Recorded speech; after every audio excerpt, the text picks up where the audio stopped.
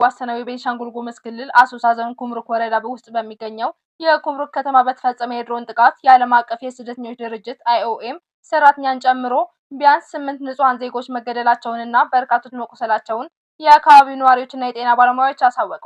ይህ አሳዛኝ ክስተት የሱዳን የእርስ በርስ ጦርነት ድንበር ተሻግሮ በኢትዮጵያውያን ላይ ቀጥተኛ አደጋ መደቀኑን በግልጽ ያሳየ ሆኗል። ጥቃቱ የተፈጸመው ሚያዝያ 21 ቀን 2018 ዓ.ም ከጠዋቱ 5 ሰዓት አካባቢ ሲሆን ከአሶሳ ከተማ 94 ኪሎ ሜትር ርቀት ላይ በምትገኘው ኩምሩክ ከተማ ውስጥ ሰዎች በብዛት በሚሰበሰቡባቸው የቡና መጠጫና የንግድ ስፍራዎች ላይ መሆኑ ተገልጿል። የዓይን እማኞች ድሮኗ የመጣችው ከሱዳን ብሉ ናይል ግዛት አቅጣጫ መሆኑ ጠቁመው የሱዳን ጦር ከፈጣን ድጋፍ ሰጪ ኃይሎች ወይም RSF ጋር ያደረገ ባለው ጦርነት ሰበብ ይህንን ጥቃት መፈጸሙን ከሰዋል። አንድ የአካባቢው ነዋሪ ለታይም ሚዲያ እንደገለጹት የሱዳን ጦር የRSF ታጣቂዎችን ወደ ድንበሩ ገብተዋል በሚል ጥርጣሬ ላይ ጥቃት ያካሄደ ሲሆን በዚህም 13 እና ከዚያ በላይ ሰዎች ህይወታቸውን አጥተዋል ብለዋል። ከአደጋው ስፍራ 7 ኪሎ ሜትር ርቀት ላይ በሚገኘው የሆራ ዛብ ጤና ጣቢያ የመጀመሪያ ሕክምና እርዳታ ለመስጠት ሲጥሩ የነበሩ አንድ የጤና ባለሙያ አደጋውን ተከትሎ የነበረው አስደንጋጭ ትዕይንት አብራርተዋል። እግራቸው የተቆረጠ ወጣት ሴቶችን ጨምሮ እጅግ አሳሳቢ የሆኑ ጉዳተኞችን ወደ ተቋሙ የገቡ ሲሆን ሁኔታው ከአቅም በላይ በመሆኑ በዓለም አቀፍ የቀይ መስቀል ኮሚቴ ተሽከርካሪዎችና አምቡላንሶች ታግዘው ወደ ደሴ ሆስፒታል የተላኩም አሉ። ሕክምና ጣቢያው ከደረሱት መካከል አንዲት የሕክምና ባለሙያ ወዲያውኑ ህይወቷ ሲያልፍ፣ ሌላኛዋ ሴት ደግሞ እግሯ ተቆርጦ በህይወት መትረፍ ችላለች። 5 አስክሬኖች ወደ ጤና ጣቢያው የመጡ ሲሆን 2 በቤተሰብ ሲለዩ፣ ቀሪዎቹ ማንነታቸው ሳይታወቅ ለመቀበር ተገደዋል። በጥቃቱ ህይወታቸውን ካጡት መካከል 5 ወንዶች፣ 2 ሴቶችና በከፍተኛ ደም መፍሰስ ህይወቱ ያለፈ አንድ ህፃን ልጅ ይገኙበታል። ከሟቾች አንዱ በዓለም አቀፍ የስደተኞች ድርጅት IOM የአእምሮ ጤናና የስነ ልቦና ድጋፍ ሰጪ ባለሙያ መሆኑን ነዋሪዎች ተናግረዋል። ሌላ ተጨማሪ የድርጅቱ ሰራተኛ ደግሞ እግሩን እስከ ማጣት የደረሰ ከባድ ጉዳት ደርሶበት በአሶሳ ሕክምና እየተከታተለ ይገኛል። ከዚህም ባሻገር ነዋሪዎቹ የRSF ታጣቂዎች የኢትዮጵያን መከላከያ ሰራዊት የደንብ ልብስ ለብሰው በድንበር አካባቢ በሚገኙ ቀበሌዎች ውስጥ በመንቀሳቀስ በንጹሃን ላይ ዘረፋ፣ ማስፈራራትና ጾታዊ ጥቃት እየፈጸሙ መሆኑ አጋልጠዋል። እነዚህ ታጣቂዎች ያለ ክፍያ በመብላትና በመጠጣት አብይ ክፈላችሁ በማለት ነዋሪዎችን እንደሚያንገላቱ አንድ የአካባቢው ሰው በምሬት ገልጸው በአካባቢው ባለው የጸጥታ ችግር ምክንያት ለቆሰሉ ሰዎች እርዳታ ማድረስ ፈታኝ እንደሆነ አክለዋል። ይህ በኢትዮጵያ ግዛት ውስጥ የተፈጸመው ጥቃት በሁለቱ ሀገራት ድንበር ላይ እየተባባሰ የመጣውን ውጥረት ተከትሎ የተከሰተ ነው። በቅርቡ የሱዳን ጦር ከቤንሻንጉል ጉሙዝ ክልል ጋር በሚዋሰነው የብሉ ናይል ግዛት እንዲሁም በአማራ ክልል ድንበር አልፋሻጋ አካባቢ ተጨማሪ ጦርና ጸረ አውሮፕላን መከላከያዎችን አስፍሯል። የሱዳን ባለስልጣናት ኢትዮጵያና የተባበሩት አረብ ኤምሬቶች በካርቱም አውሮፕላን ማረፊያና ሌሎች ስትራቴጂካዊ ስፍራዎች ላይ የድሮን ጥቃት ፈጽመዋል በሚል ሲከሱ ቆይተዋል። የኢትዮጵያ የውጭ ጉዳይ ሚኒስቴር ክሱን መሰረተ ቢስ በማለት ውድቅ ያደረገ ሲሆን የሁለቱን ሀገራት ታሪካዊ ወዳጅነት በማስታወስ በሱዳን ያለው የእርስ በርስ ጦርነት እንዲረግብ ጥሪ ማቅረቡ ይታወሳል። የሱዳን ባለስልጣናት ኢትዮጵያ ለRSF ድጋፍ ታደርጋለች የሚለውን ክስ በተደጋጋሚ የሚያነሱ ሲሆን ኢትዮጵያ ይህንን ክስ አጥብቃ ትቃወማለች። ይህ ውንጀላ ባለፈው መጋቢት ወር ሱዳን አምባሳደሯን ከኢትዮጵያ እስከ መጥራት አድርሷታል። ይሁን እንጂ ሁማን ራይትስ ላብ የተባለ ተቋም የሳተላይት ምስሎችን ዋቢ አድርጎ በቅርቡ ባወጣው ሪፖርት በአሶሳ አቅራቢያ ከሚገኝ የኢትዮጵያ ግዛት ውስጥ ለRSF እንቅስቃሴ ድጋፍ እንደሚሰጥ ጠቁሟል። ምንም እንኳን በኢትዮጵያ ግዛት ውስጥ የጸጥታ መደፍረሱ እያደገ ቢመጣምና የንጹሃን ሕይወት በድሮን ጥቃት ቢያልፍም የኢትዮጵያ መንግስት በኩምሩክ ክስተት ዙሪያ እስካሁን ይፋዊ ምላሽ አለመስጠቱን የአካባቢው ነዋሪዎች በቅሬታ አንስተዋል።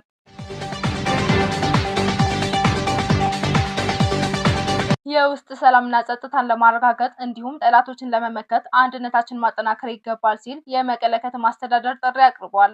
ይህ የተገለጸው በመቀለ ከተማ ቀዳማዊ ወያነ ክፍለ ከተማ የጸጥታና ደህንነት መድረክ ሰላማችንን በማረጋገጥ ለህዝባዊ ትግላችን ስኬት በሚል መሪ ቃል በተዘጋጀ የሰላም መድረክ ላይ ነው። በመድረኩ የተገኙት የመቀለ ከተማ ምክትል ከንቲባ አቶ ፍስሐ ኃይላይ እንደገለጹት አሁን የትግራይ መንግስት ወደ ስራ በተመለሰበትና የህዝብን ህልውናና ደህንነት ለማረጋገጥ ከፍተኛ ጥረት በሚደረግበት ወቅት ላይ እንገኛለን ብለዋል። የውስጥ ሰላምና ጸጥታን ለማረጋገጥና ጠላቶችን ለመመከት አንድነትን ማጠናከር ወሳኝ መሆኑንም ገልጸዋል። አሁን በሰላምና ጸጥታ ረገድ ትልቅ ለውጥ እየታየ መሆኑን የገለጹት አቶ ፍስሐ ይህ የሰላም መድረክ የውስጥ አንድነትን ለማጠናከር በተደራጀ መልኩ መወያየቱ ለወዳጆች ብርታትን የሚሰጥ ሲሆን ለጠላቶች ደግሞ የሚያስደነግጥ ነው ብለዋል። ስለዚህ ይህ መድረክ የውስጥ ችግሮቻችንን ለመፍታትና ሰላምና ጸጥታን ለማረጋገጥ ከፍተኛ ሚና እንዳለው ጠቁመዋል። ጠላቶች የትግራይ ህዝብን አንድነት ለመበተንና ሰላምን ለማደፍረስ አሁንም እየሰሩ መሆኑን ገልጸው ይህንን ለመመከት ከምን ጊዜውም በላይ አንድነት ማጠናከር እንደሚገባ አሳስበዋል። የቀዳማዊ ወያነ ክፍለ ከተማ አስተዳዳሪ አቶ ኃይለ ገብረ ገርግስ በበኩላቸው በክፍለ ከተማው የሚፈጸሙ ወንጀሎችን ለመከላከልና ሰላምና ጸጥታን ለማረጋገጥ እየተሰራ መሆኑን ገልጸዋል። የውስጥ ሰላምና ጸጥታን ለማረጋገጥ ጠላቶችን ለመመከትና አንድነትን ለማጠናከር ሲባል ይህ የሰላም መድረክ መዘጋጀቱ አስረድተዋል። በቀዳማዊ ወያነ ክፍለ ከተማ በአሁኑ ወቅት በተደጋጋሚ የሚታዩ ወንጀሎች ከገንዘብ ዝውውር ጋር የተያያዙ በሞባይል ቴክኖሎጂ የሚፈጸሙ ማጭበርበሮች እንዲሁም የጸጥታ አካላትን አልባሳት በመልበስና የጸጥታ አባል በመምሰል የሚፈጸሙ ወንጀሎች መሆናቸው በመድረኩ ተገልጸዋል። በመድረኩ ላይ የጸጥታ አካላት አባላት፣ የማህበረሰብ ተወካዮች፣ የሃይማኖት አባቶችና ሌሎች የሚመለከታቸው አካላት ተገኝተዋል።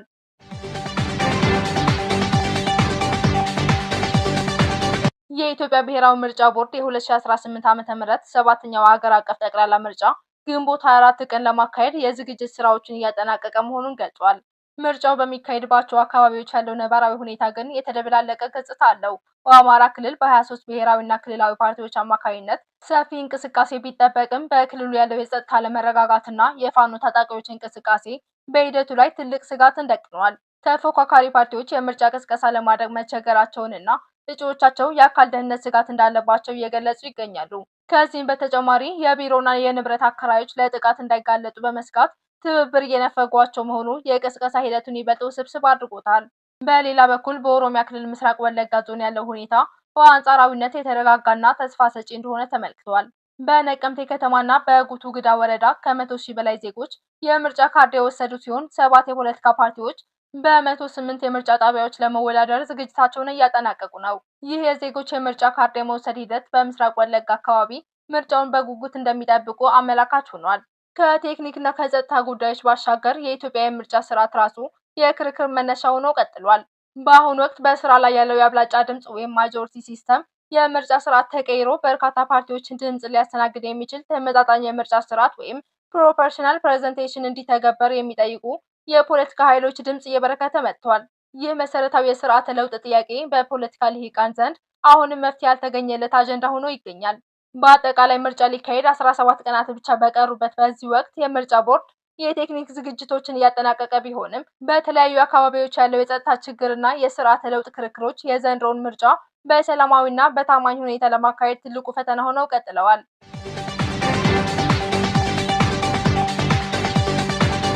የዜጎችን ደህንነት ከመጠበቅ ይልቅ እሱ ቀጥታ በመጨፍጨፍና ለጥቃት በማመቻቸት የተጠመደው የብልጽግና አገዛዝ በመተከል ዞን ጉባ ወረዳ በህዝብ ማመላለሻ አውቶቡሶች ላይ በተፈጸመ ጥቃት የ30 ዜጎች ህይወት እንዲቀጠፍ ምክንያት ሆኗል ተባለ። የመከላከያ ሰራዊት ካምፕ ባለበት አካባቢ የክልሉ ልዩ ኃይል ደንብ ልብስ በለበሱ ታጣቂዎች የተፈጸመው ይህ አሰቃቂ ጭፍጨፋ የስርዓቱን መላሸቅና ከጥፋት ኃይሎች ጋር ያለውን ጥብቅ ቁርኝነት ይፋ ያደረገ ነው ተብሏል።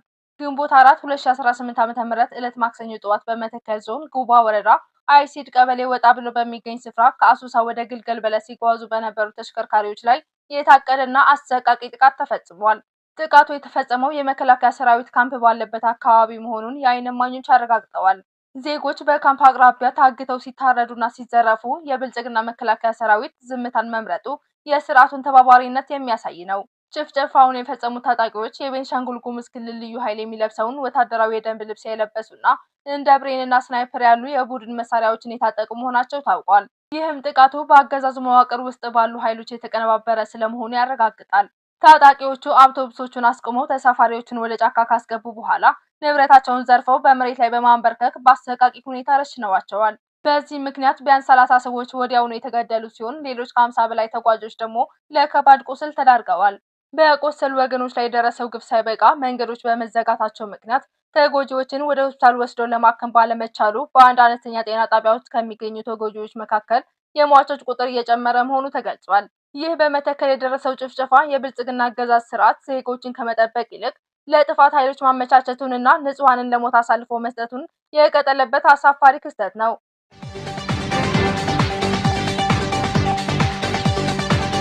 የኤርትራ የማስታወቂያ ሚኒስትር አቶ የማነ ገብረመስቀል የብልጽግና ፓርቲ በአፍሪካ ቀንድ አካባቢ እየተከተላቸው ያሉ ፖሊሲዎችና አቋሞች ቀጠናዊ ውጥረት እንዲፈጠር እያደረጉ ነው ሲሉ ከሰሱ።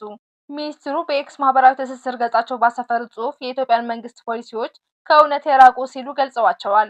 አቶ የማነ ለክሳቸው ዋነኛ ማሳያ አድርገው ያነሱት በመጀመሪያ የኢትዮጵያ መንግስት በጥር ወር 2024 ከሶማሊላንድ ጋር የተፈራረመው የመግባቢያ ስምምነት ወይም ኤምኦዩ ህገወጥና በድብቅ የተደረገ ነው በሚል ነው። በሁለተኛ ደረጃ ከታህሳስ 2023 ጀምሮ በሉዓላዊነት ላይ የተመሰረተ የባህር በር ማግኘት በሚል መነሻ አሰብን ለመውረር የጦር መሳሪያ ማስፈራሪያዎችንና ተከታታይ የሚዲያና የዲፕሎማሲ ዘመቻዎችን አካሂዷል ሲሉ ተችተዋል። በሶስተኛ ደረጃ ደግሞ እንደ ዩኤል ዩኒቨርሲቲ ጥናቶች ያሉ ሪፖርቶችን ዋቢ በማድረግ ኢትዮጵያ በሱዳን ግጭት ውስጥ እጇን አስገብታለች የሚል ክስ አቅርበዋል። ሚኒስትሩ አክለውም የኢትዮጵያ መንግስት ደጋፊዎች ኤርትራና ሌሎች የቀጠናው ሀገራት በኢትዮጵያ ላይ ጸረ ኢትዮጵያ ጥምረት በመፍጠር ሴራ እየጎነጎነ ነው በሚል የሚያነሱት ክስ ሐሰተኛና የውጥረቱን ትክክለኛ ምንጭ ለመሸፈን የሚደረግ ሙከራ ነው ብለዋል። አቶ የማነ የአፍሪካ ቀንድ ህዝቦች ፍላጎት በአንዳቸው የሌላው ሉዓላዊነትና የግዛት አንድነት በማክበር ላይ የተመሰረተ ዘላቂ ሰላምና ትብብር ማምጣት እንጂ የበላይነትን ለማስፈን በሚደረግ ጥረት ለዘመናት የሚዘልቅ ግጭት ውስጥ መኖር አይደለም ሲሉ የሀገራቸውን አቋም ገልጸዋል። የኢትዮጵያ መንግስት የኤርትራው ማስታወቂያ ሚኒስተር በተደጋጋሚ ለሚያቀርቡት ክስ አንድም ቀን ምላሽ ሰጥቶ አያውቅም። ለዚህም ክስ እስካሁን የሰጠው ምላሽ የለም።